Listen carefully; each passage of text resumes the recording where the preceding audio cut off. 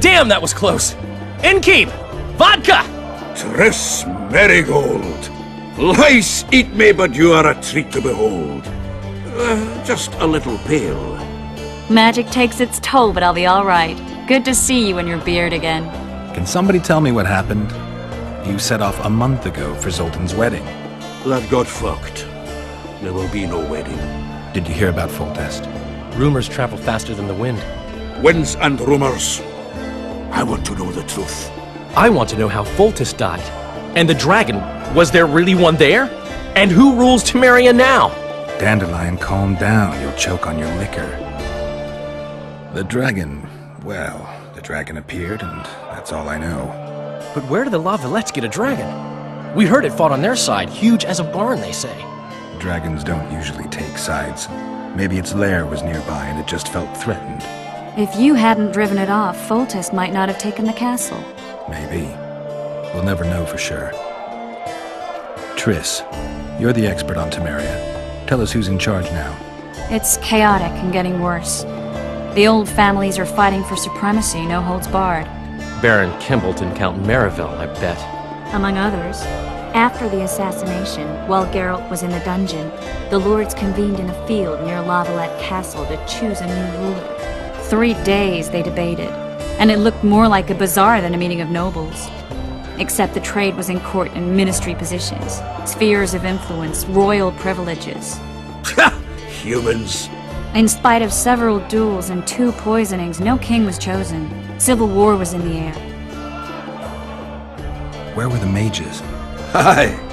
Where were the grey eminences of this world when they were truly needed? They weren't invited. Neither was I. But if not for their intervention, or rather that of a few influential sorceresses, Baron Kimbolt would have taken the throne. I was invited to sing at his court once.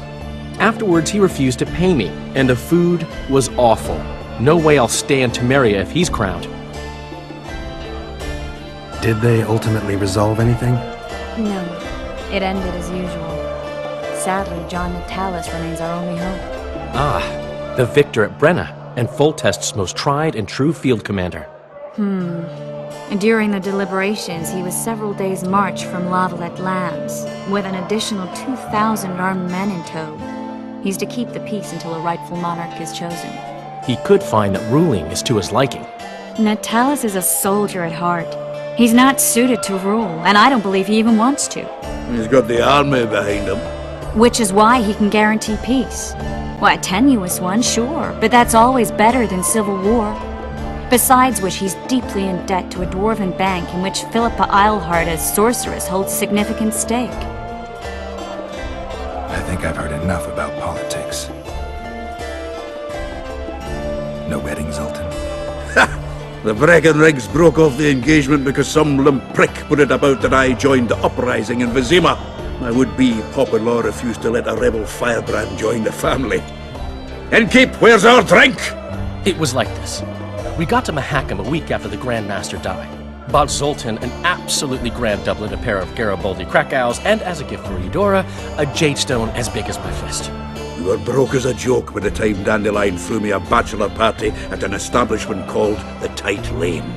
Next day, we went over to the Breckenrigs. They welcomed us in, sat us down, and proceeded to discuss the superiority of Mahakaman mining know-how over any other. And that went on until dinner. Just when I thought I'd learned more than I ever wanted to know about mining, they served the soup. You could have held a pin drop. Old Breckenrig rose and he says, "A real dwarf works a mine, not chases fame on the battlefield." You'll never believe this, Geralt, but they served duck blood soup. It was as black as tar. They must have dropped lumps of coal into the pot.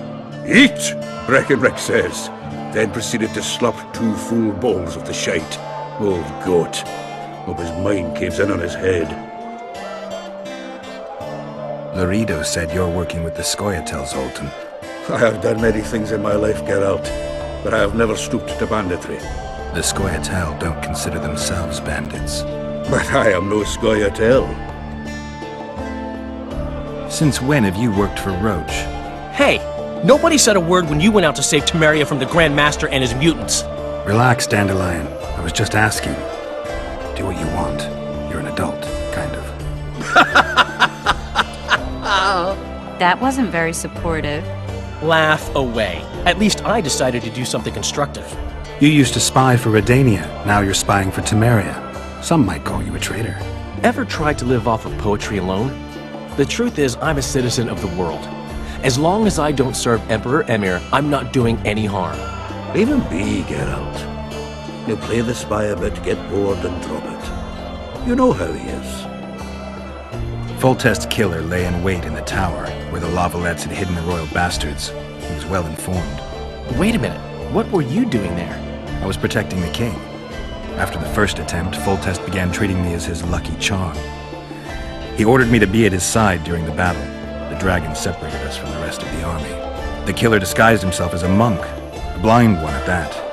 He let Foltest greet his children, waited until I had walked off, then cut the king's throat from ear to ear.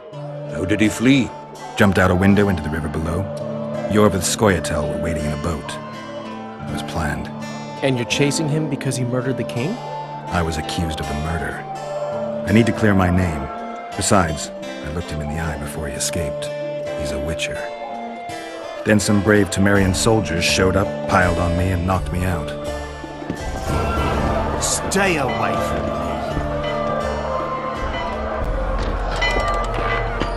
Save yourselves, good folk! The beast attacks! We better get out there. Someone's casting spells.